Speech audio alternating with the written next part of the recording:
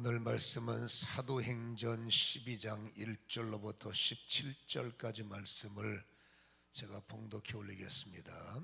그때에 헤롯 왕이 손을 들어 교회 중에서 몇 사람을 헤아려 하여 요한의 형제 야고보를 칼로 죽이니 유대인들이 이 일을 기뻐하는 것을 보고 베드로도 잡으려 할세 때는 무교절 기간이라. 잡음에 옥에 가두어 군인 넷씩인 내패에 맡겨 지키고 유월절 후에 백성 앞에 끌어내고자 하더라. 이에 베드로는 옥에 갇혔고 교회는 그를 위하여 간절히 하나님께 기도하더라. 헤롯이 잡아내려고 하던 그 전날 밤에 베드로가 두 군사 틈에서 두 쇠사슬에 매어 누워 자는데 파수꾼들이 문 밖에서 옥을 지키더니 호련히 주의 사자가 나타나매 옥중의 광채가 빛나며 또 베드로의 옆구리를 쳐 깨워 이르되 급히 일어나라 하니 쇠사슬이 그의 손에서 벗어지더라. 천사가 이르되 띠를 띠고 신을 신으라 하거늘 베드로가 그대로 하니 천사가 또 이르되 겉옷을 입고 따라오라 한데 베드로가 나와서 따라갈새 천사가 하는 것이 생시인 줄 알지 못하고 환상을 보는가 하니라. 이에 첫째와 둘째 파수를 지나 시내로 통한 세문에 이르니 문이 저절로 열려지는지라. 나와서 한 거리를 지나며 천사가 곧 떠나더라. 이에 베드로가 정신이 들어 이르되 내가 이제야 참으로 주께서 그에게 천사를 보내어 나를 헤롯의 손과 유대 백성의 모든 기대에서 벗어나게 하신 줄 알겠노라 하여 깨닫고 마가라 하는 요한의 어머니 마리아 집에 가니 여러 사람이 거기에 모여 기도하고 있더라. 베드로가 대문을 두드린데 로데라 하는 여자아이가 영접하러 나왔다가 베드로의 음성인 줄 알고 기뻐하여 문을 미처 열지 못하고 달려들어가 말하되 베드로가 대문 밖에 섰더라 하니 그들이 말하되 내가 미쳤다 하나 여자아이는 심써 말하되 참말이라 하니 그들이 말하되 그러면 그의 천사라 하더라. 베드로가 문 두드리기를 그치지 아니하니 그들이 문을 열어 베드로를 보고 놀라는지라. 베드로가 그들에게 손짓하여 조용하게 하고 주께서 자기를 이끌어 옥에서 나오게 하던 일을 말하고 또 야고보와 형제들에게 이 말을 전하라 하고 떠나 다른 곳으로 가니라. 그리스도인들의 성숙한 고백. 성숙해지면 육신의 시선으로 세상을 보는 것이 아니라 믿음의 시선으로 세상을 보고, 성숙한 그리스도인들은 세상의 귀로 말씀을 받는 것이 아니라 당연히 거듭난 귀로 말씀을 받는단 말이에요. 그러니까 그리스도인들의 성숙한 고백의 결론은 이겁니다. 살고 죽는 것이 주께 있고 되고 안 되는 것 역시 주님께 있습니다. 이것이 성숙한 그리스도인의 고백이다라고 할 수가 있지요. 이 고백이 덜 되기 때문에 여전히 성도지만 육신의 눈으로 사물을 보고, 여러분 육의 마음으로 하나님의 일을 판단을 하고 체크를 하다 보니 여러분 영의 일이 육의 마음으로 이해가 되기가 어렵잖아요. 그러니까 주님은 일하시는데 불편하고, 육으로 볼 때는 주님은 일하고 계시는데 우리는 소위 말해서 시험 들었다라는 말을 자주 쓰지 않습니까? 나 시험 들어, 나 시험 들었어. 오늘 읽은 성경을 보면 시험 들기에 딱 좋은 내용이기도 하죠. 그냥 뭐 읽어서 그냥 내려가면 모르지만 내용을 조금 분석하면 이거 너무 아시는 거 아니야? 이런 시험 들 수 있는 내용들이 보이는 것이, 오늘 1절에 본 헤롯 왕이 교회에 대해서 적개심을 품었습니다. 그래서 이것들 그냥 두면 안 되겠다 싶어서 소위 말해서 시범 케이스 본보기를 정한 거죠. 그래서 교회 중에 몇 명을 타켓을 삼아서 그 중에 한 명인 야고보를 목을 쳐서 죽여버렸어요. 그리고 베드로 목사님을 잡아서 옥에 가뒀습니다. 투옥이 된 거죠. 그리고 절깃되는 사람을 죽이면 안 되기 때문에 잠시 가둬놨고, 이미 이거 사형이 결정된 거나 마찬가지입니다. 그래서 여러분 사형을 당하는 날, 그러니까 내일은 사형 집행일이 되는 거죠. 그때 하나님께서 천사를 동원하는 거예요. 그 베드로 목사님을 추록시키는 내용을 우리가 육신으로 판단할 때 이거 하나님 이러시면 안 되죠. 아니 누구는 사형당할 때 눈 감고 계시다가, 아니 누구는 사형당할 때쯤 이게 천사들까지 동원하셔서 돕고 살리고 추록시키고, 이거 해도 너무한 거 아닙니까? 이렇게 오해할 수도 있다라는 것이죠. 여러분, 우리가 이렇게 질문합니다. 그렇기 때문에 이 일은 하나님이 해도 너무하신 것이 아닙니까? 라고 항변할 때 믿음의 대답은 간단합니다. 너무한 거 하나도 없습니다. 과연 이게 말이 됩니까? 누구는 도와주고 누구는 안 도와주고, 누구는 응답받고 누구는 응답받지 못하고, 이게 말이 됩니까? 라고 항변한다면, 여러분, 믿음의 대답은 이렇게 말할 수밖에 없습니다. 말이 되죠? 라고 말을 할 수밖에 없다는 겁니다. 왜 그렇습니까? 우리는 육신으로 볼 때 뭔가 불공정하게 보입니다. 세상 사람은 공정한 것 같은데 막상 그 자리에 서면 똑같이 불공정해지더란 말이죠. 그러나 여러분, 유일하게 하나님은 친하든 덜 친하든, 유대인이든 여러분 저 끝자락에 있는 우상 숭배자들이든, 이건 여러분 격이 나올 수밖에 없지만, 주님은 유일하게 여러분 공평의 저울이 기울이지 않고 치우치지 않고, 정말로 하나님 한 번도 우리를 실망시키신 적이 없다. 정말 공평하신 하나님이 맞지요. 여러분, 우리는 불공정합니다. 누구는 이렇게 말합니다만은, 다시 한번 성경을 하나님의 시선으로 정밀하게 열어보면, 하나님은 공평하십니다, 공정하십니다를 외칠 수밖에 없다는 것입니다. 왜냐하면 여러분, 이 두 사람의 결론을 보세요. 시차는 있지만 이 두 사람의 결론은 똑같이 다 순교를 당했다는 것을 우리는 알 수가 있지 않습니까? 단 먼저 순교를 당했는가, 나중에 순교를 당했을까, 이 차이는 어쩔 수 없이 발생하지만은 결론은 두 사람 다 결국 순교를 당할 수밖에 없다.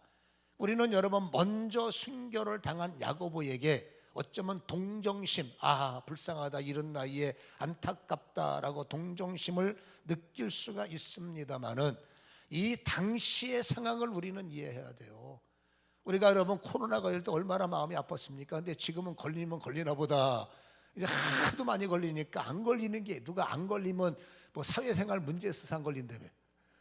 별 희한한 말이, 안 걸리면 여러분 그것도 능력인 건데, 거꾸로 인간관계가 안 좋으니까 여기 인간관계 안 좋은 사람 손들어 보세요. 그런 말까지 한단 말입니다. 희한하지 않습니까? 그렇잖아요. 안 걸리면 좋은 거죠. 아무튼 간에 이 당시에도 그랬습니다. 어쩔 수 없는 상황 속에서 여러분, 순교가 특별한 게 아니라 당시에는 여러분 순교가 일상이 돼버렸어요. 그냥 예수 믿는 것 때문에 잡혀가는 건 일상이고요, 매 맞는 건 기본이고요.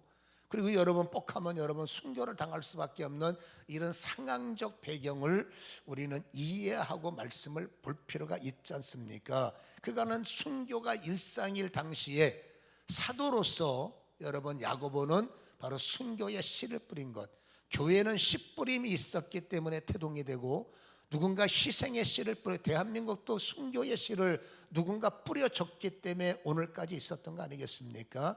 마찬가지로 여러분 야고보도 순교의 씨를 주를 위해서, 교회를 위해서 뿌린 사람이다 라고 생각을 해야 되고, 자, 육신으로 보면은 안타까움만 들고 시험 들죠. 하나님, 누구는 근데 영의 시선으로, 하나님의 시선으로 보면 시험들 하나도 없습니다. 오히려 은혜만 있나. 그렇군요. 그랬네요. 맞습니다.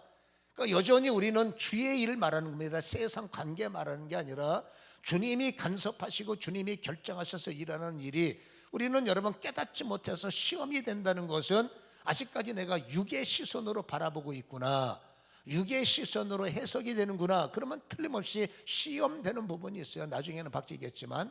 근데 영의 시선으로, 하나님의 시선으로 되어지는 일들을 이렇게 분석하면 거기에는 기가 막힌 은혜가 숨겨 있기 때문에 영의 사람은 시험될 시간이 없어.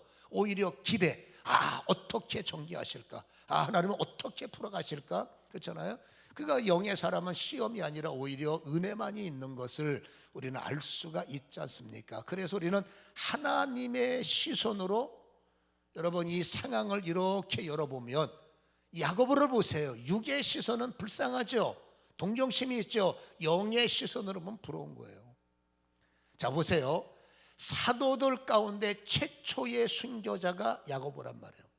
사도들 가운데. 그리고 여러분 보세요. 최초로 여러분 야고보의 순교의 현장이 성경 속에 기록되는 영광을 차지했던 사람이 야고보예요. 여러분 유다는 순교가 아닙니다. 그건 여러분 정말로 헛된 죽음이죠.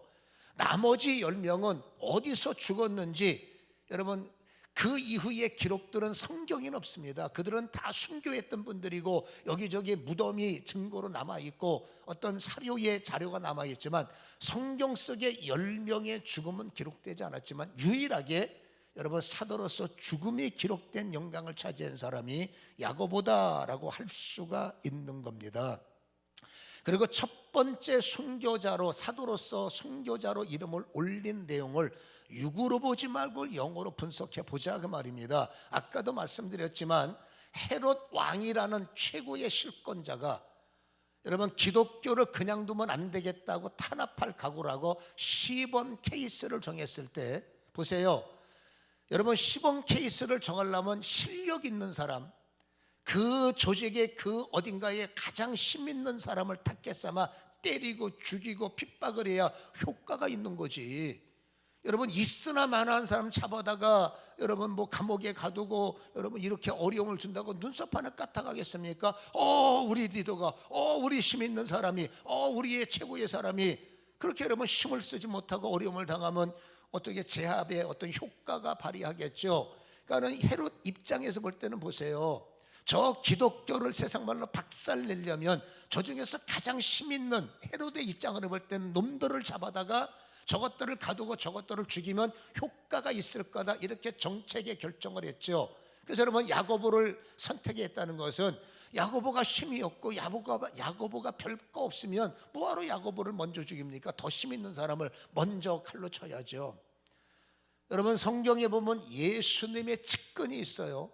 이걸 갖다 예수님의 3인방 최측근 3인방이라고 그러는데 이 3인방의 특징을 우리는 말씀을 받았지 않습니까? 이름을 다 바꿔버리죠. 그렇죠? 시몬의 이름을 베드로라고 바꿨고 그 다음에 야고보와 요한의 이름을 그다음 우레의 아들로 별칭을 바꿔줬죠. 나머지 9명은 손대지 않았는데 희한하게 이 3인방의 이름을 주님께서 별칭을 주셨고 이름을 바꾸셨고 그 다음에 가장 결정적인 현장에 주님의 모습 기억나십니까? 베드로하고 야고보하고 요한만 데리시고 마가복음 5장의 회당장 야이로 집에 가서 달리다 굼을 선포하셨고 여러분 그 변화사는 아무나 가는 게 아닙니다. 9명은 여러분 놔두고 3명 베드로 야고보 요한만 데리고 변화산에 가셨고 겟세마네 현장을 기억하십니까? 들어가는 입구에 9명을 두시고 베드로 야고보 요한만 데리고 더 가까이 가서 너희들은 여기 있어 그 옆에서 예수님은 기도하신대요. 그러니까 예수님의 사역을 보면은 이 3인방이 가장 핵심적인 멤버인데 근데 여러분 보세요. 베드로의 기록은 되게 많아요. 그 다음에 요한의 기록도 굉장히 많습니다만은 이 야고보의 기록은 굉장히 단순해요. 몇 절 없습니다. 가장 강력한 멤버이면서도 성경에 행적이 많지 않아요. 어쩌면 여러분 요한이 워낙 압도적인 사람이고 예수님의 사랑을 워낙 많이 받았기 때문에 어쩌면 야곱의 그늘에 가려서 요한의 그늘에 가려서 이 야고보의 모습이 가려질 수는 있겠지만 근데 성경에 중요한 게 뭡니까? 3인방으로 성경은 소개를 하고 있다라는 것을 알 수가 있지 않습니까? 자, 그러나 중요한 게 있어요. 헤롯이 파악한 실세. 너희들은 저 집단에서 가장 힘 있는 놈이 누구냐? 가장 영향력 있는 사람이 누군가 찾아와 했을 때 헤롯이 받은 보고를 우리는 이렇게 분석하면 됩니다. 바울이 은혜를 받고 교회를 적대시하다가 돌아서서 이제 예루살렘과 친해져서 예루살렘 교회와 연합이 된 게 바울이란 말이에요. 사울이란 말이에요. 이 사울이 예루살렘 교회를 평가할 때 넘버원이 있습니다. 자, 갈라디아서 2장 9절의 말씀을 읽어보면 바울이 갈라디아 교인들에게 예루살렘 교회의 실체를 말하는 겁니다. 또 기둥같이 여기는, 본인이 볼 때 기둥처럼 여기는, 성도들이 볼 때 가장 중요하게 기둥으로 여기는, 하나님이 볼 때 기둥으로 여기는 사람이, 성경 보세요, 기둥같이 여기는 야고보와 게바와 요한도라고 말해요. 여러분, 성경에는 순서가 중요하다고 그랬지 않습니까? 실질적으로 3인방 중에서 기둥처럼 여기는 다 중요한 사람이지만 기둥, 누가 가장 중요한 사람이야? 누가 가장 핵심적인 사람이야? 바울은 평가합니다. 야고보, 그리고 베드로, 그리고 요한. 여러분, 이거는 모든 사람의 평가라는 겁니다. 시선으로 볼 때는 베드로가 최고야, 요한이 최고야. 그러나 여러분, 어쩌면 베드로와 요한은 사람들 눈에 띄는 곳에서 눈에 띄는 일을, 인기 있는 자리에서 인기 있는 일을 많이 했을 수 있다라고 볼 수 있지만 야고보는 아닙니다. 여러분, 사람들 시선에 드는 자가 아니라 야고보는 오히려 주님의 시선에서, 여러분, 주님의 마음에 맞는 자로, 사람의 인기를 얻고 사람에게 마음을 끌고 그런 자리보다, 여러분, 야고보는 성경을 찾아보면 그렇다는 얘기입니다. 항상 측근에서 내가 빛나지 않아도, 내가 드러나지 않아도 그래도 주님 눈에는 야고보인 거예요. 그렇게 인기 있는, 앞장서는 목소리도 있는, 여러분, 우레의 아들이라는 뜻이 뭔지 아십니까? 우레라는 것은 힘이 있다는 거예요. 리더십이 있다는 겁니다. 사람을 끌어내는 호소력도 있다는 겁니다. 여러분, 야고보가 호소력이 있습니다. 모든 사람에게 말할 때 베드로, 요한은 눈에 띄지만 야고보는 눈에 띄지 않아도 호소력 있는 사람, 눈에 띄지 않아도 사람들에게 저분 말이 맞아 인정받는 사람. 그리고 여러분, 우레의 아들은 힘있게 일했다는 거거든요.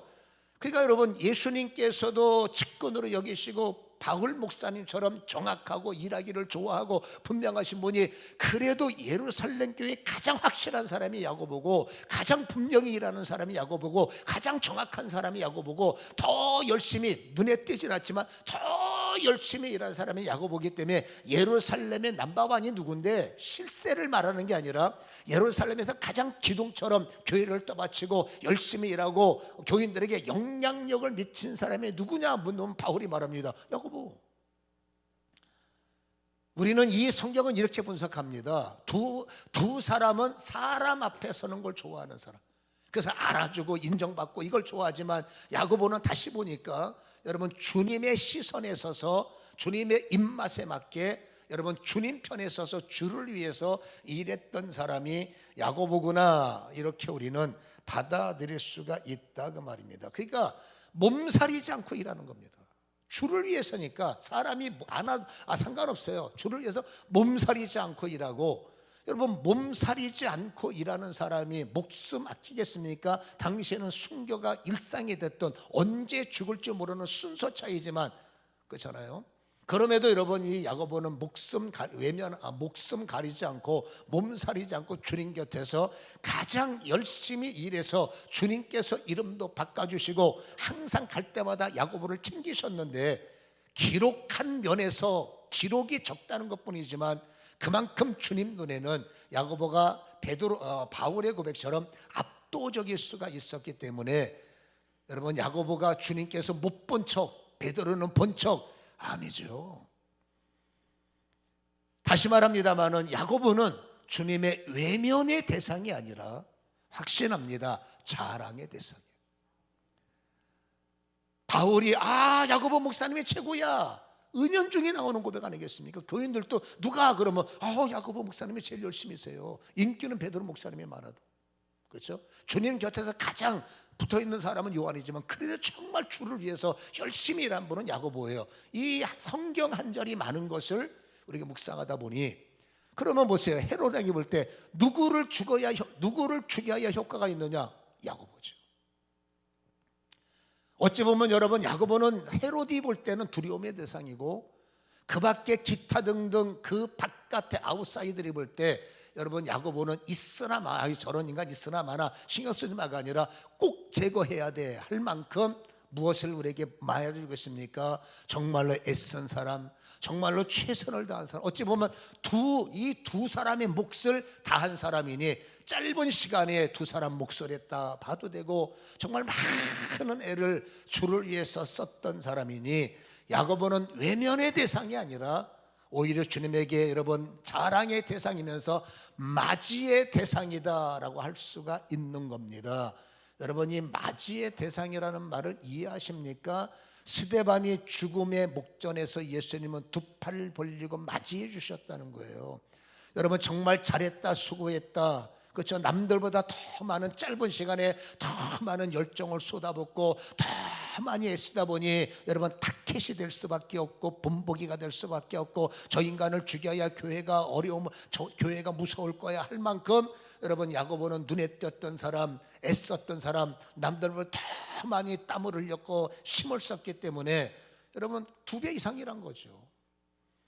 그러니 야고보의 죽음은 안타까운 죽음이 아니라 한 점 부끄러움 없이 정말 최선을 다하다가 주님 앞에 자랑스럽게 주님의 맞이의 대상이 됐던 사람이 야고보이기 때문에 야고보의 인생은 불쌍해서 어떡하나가 아니라 정말 여러분 따라갈수록 연구할수록 은혜가 되시는 분이요, 우리의 신앙에 오히려 본보기가 되는 분이 야고보다. 우리는 어떻게 하든지 인기 있어야, 그렇죠?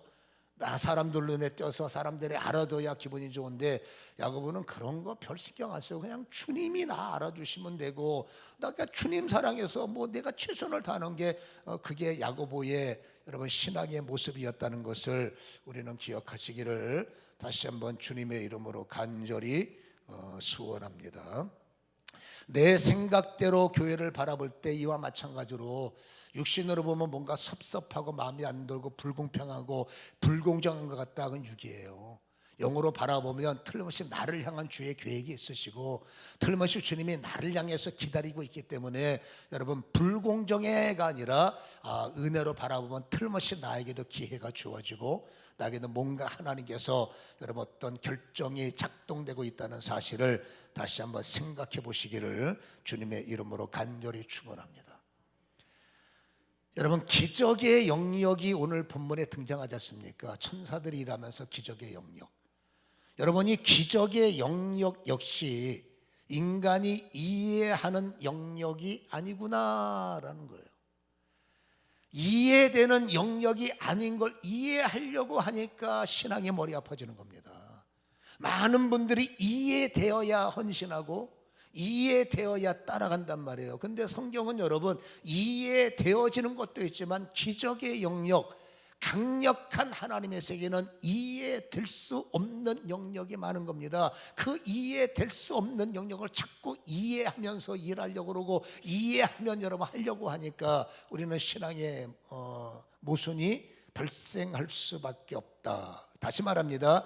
기적의 영역은 우리의 이해의 영역이 아니다. 자, 교회의 입장에서 한번 봅시다. 교인들의 입장에서 이 사건을 봅시다. 충격입니다. 예수님 돌아가신 것도 힘들어 죽겠는데 여러분 믿음의 사람들 자꾸 순교하죠.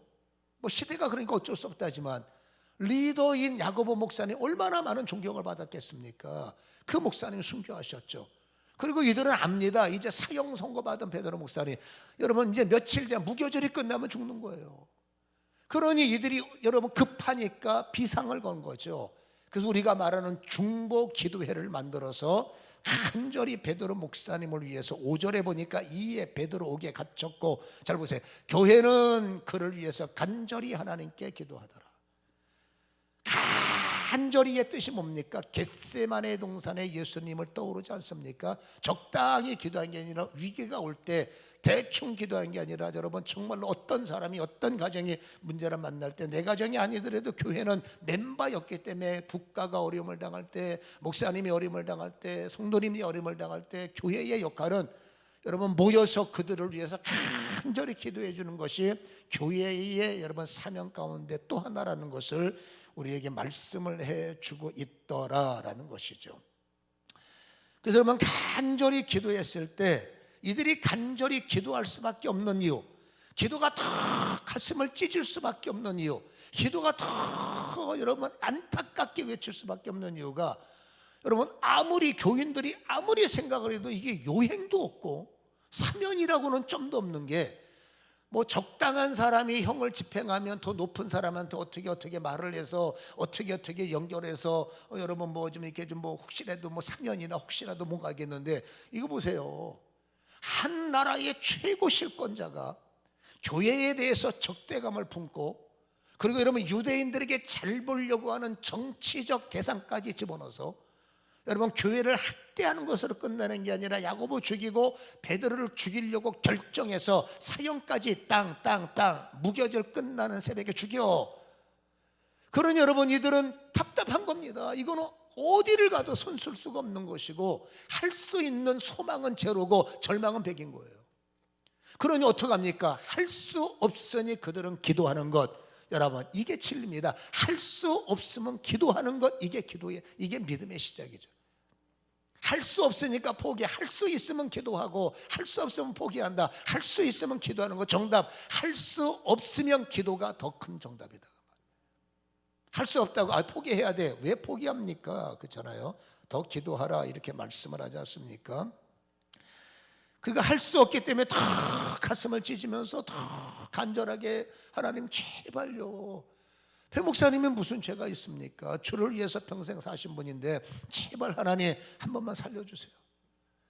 제발 우리 베들로 목사님 추록할 수 있도록, 탈옥할 수 있도록 어떻게 하든지 주님 제발 우리 베들로 목사님 살려주시기 원합니다. 모여서 밤새도록 처리하며 주여 믿습니다, 주여 믿습니다 이렇게 기도할 때 하나님의 뜻과 기도자가 연합이 돼서 하나님은 천사를 보내셨죠. 하나님의 기적이 시작된 거예요. 여러분, 하나님은 일하려고 결정하시지만 기도자가 입 다물고 있으면 그 일이 보류가 됩니다. 잊지 마셔야 됩니다. 하나님이 결정하셨어도 반드시 기도해야 연합이 된다는 거예요. 하나님은 합력하여 손을 들기 때문에 이건 하나님이 하시려고 작정하시니까 기도하지 않아도 될 거야. 천만에. 여러분, 기도할 때까지 하나님의 일은 보류가 되는구나. 아무리 내가 산을 옮길 만한 예언 기도를 받아도, 아무리 내가 강력한 은혜가 꿈속에서 이루어져도, 꿈에서 내가 너에게 비전을 줄 거야 보이셨으면 기도하라는 거거든요.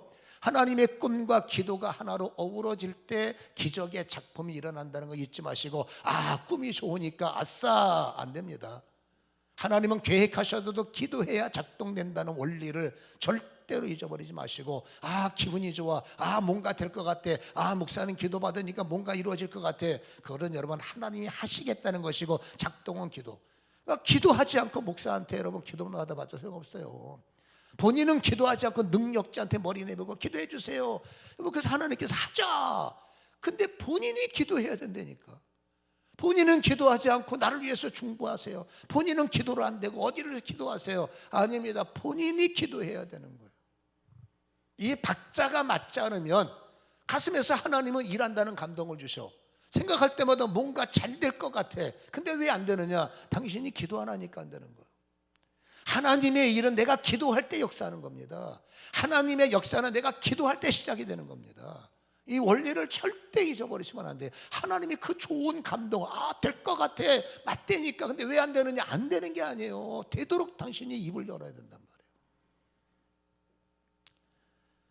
근데 하나님의 이런 기적의 역사는 여러분 보세요, 이해가 안 가. 하나님의 기적의 일터에서 바라보면 이게 이해가 될 수 없는 것을 우리는 알 수가 있는데, 여러분 오늘 이 상황을 다시 한번 아까 말씀을 우리가 읽었지 않습니까? 교회가 기도하고 이제 하나님의 역사가 일어나서 6절에 헤롯이 잡아내려고 하는 전날 밤, 내일 새벽, 좀 있으면 새벽 딱 울며 죽어요. 근데 밤에 어떤 일이 벌어지느냐? 교회는 밤새도록 처리하기도 하고 있고, 주여 살려주세요, 주여 살려주세요, 밤새도록 미치듯이 기도하는 거죠.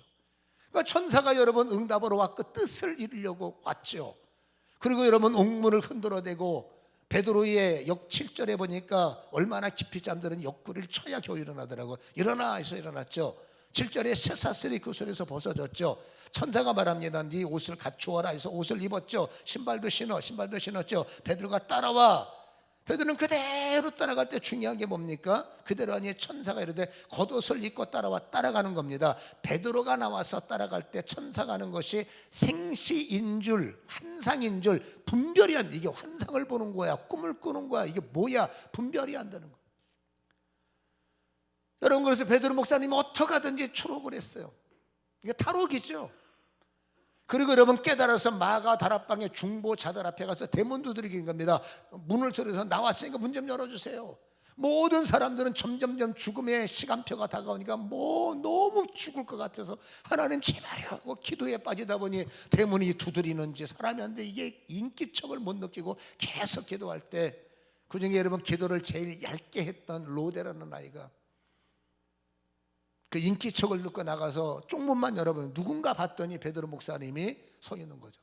너무 이 아이가 놀래갖고 기뻐서 문을 여는 게 아니라 너무 놀래가지고 기뻐하면서 기도하는 무릎에서 하나님께서 우리의 기도를 들으셔서 베드로 목사님이 문 밖에 서 계세요 했더니, 지금 이들은 여러분 기도합니다. 주여 믿습니다, 베드로 목사님 살려줄 것을 믿습니다라고 기도하고, 그 아이가 하나님께서 응답하셔서 베드로 목사님이 살아서 지금 저 문 밖에 서 계세요 했더니 뭐라고 합니까? 미친 소리 하지 말아라, 그 말 같지 않은 소리 하지 말아라, 이렇게 말하는 게 무슨 뜻이냐 그 말이에요. 자, 이들의 머릿속에는 너무 강력한 임팩트가 있습니다. 헤롯 왕이 사형을 집행하기 때문에 이것은 불가능하다, 그래도 기도는 해야 된다, 이게 믿음의 원리죠. 소망이 없지만 기도는 해야 된다, 이거는 말씀을 드렸어요. 근데 기도하는 사람들은 여러분 기도는 하는 겁니다. 근데 여러분 기적이 일어났다는 거예요? 안 믿어지는 거예요. 여러분 기도할 때 역사가 시작됐다는 겁니다. 이게 못 믿어지는 겁니다. 왜냐하면 인간의 이성은 하나님의 영적인 역사를 이해할 수 있는 영역이 한계가 있는 거예요. 그러니까 하나님이 일하신다, 인간은 이해 못합니다. 하나님이 기적을 일으키신다, 그걸 분석하고 그걸 여러분 짜맞추고 이게 불가능합니다. 이해가 안 가고 오히려 믿어지지 않지만, 믿어지지 않아도 기도하는 것이 믿음이에요. 이해가 되지 않지만, 이해가 되지 않는데 기도까지 멈추는 사람은 육에 속한 사람이고, 어쨌든지 다시 말합니다, 기도는 이런 겁니다. 믿어지지 않아도 기도해야 되는 게 기도고, 안 믿어져도 여러분 기도를 해야 되는 것이 여러분 믿음의 기초라는 것을 성경은 우리에게 보여주고 있지요. 이해가 돼서 기도합니까? 아닙니다. 하나님의 역사가 깨달아집니까? 기적은 깨달아질 수가 없어요. 여러분 기적을 일으키는 베드로조차도 지금 천사가 와서 하는 일을 이해를 못하고, 이게 지금 내가 꿈을 꾸는 거야? 이건 내가 환상을 보는 거야? 비몽사몽 보세요. 끌려가는 거다. 이해가 아닙니다. 분석이 되는 게 아닙니다. 내가 꿈꾸는 것 같아. 끌려가는 겁니다. 그래서 다시 한번 말합니다. 여러분 기적의 역사는 인간이 분석할 수 없고, 인간이 깨달을 수 없고, 그냥 끄는 대로 끌려가는 것이 기적의 역사다. 많은 사람들이 하나님의 기적을 분석하려고 그래요.